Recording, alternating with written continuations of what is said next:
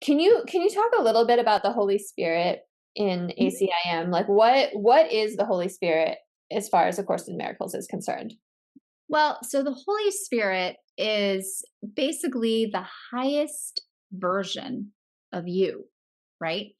But it's the one that we don't believe is anything like us. And so while we're going through kind of this ladder, basically, that doesn't really exist, but metaphorically, this ladder of prayer, this ladder of awareness, of undoing, basically, that we find it helpful to feel as though there is this figure, there is this presence that can see above the battleground, like A Course in Miracles says, that can see the whole picture, that can see only through love, only through holiness. And that basically this is the emissary of God that's here in this illusion.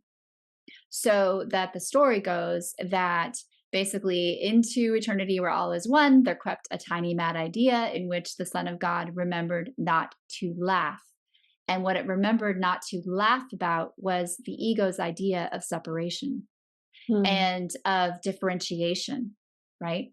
And so supposedly in the myth, right, that the Course in Miracles uses, because it says it's always going to meet us where we believe we are. So we believe that we're here separate. We believe that we're these individual bodies and these individual brains reading this individual book, A Course in Miracles. So it's going to meet us in that same myth, right? And yet it's also going to teach us the metaphysics of what's really true. So we're constantly having to kind of keep that in check.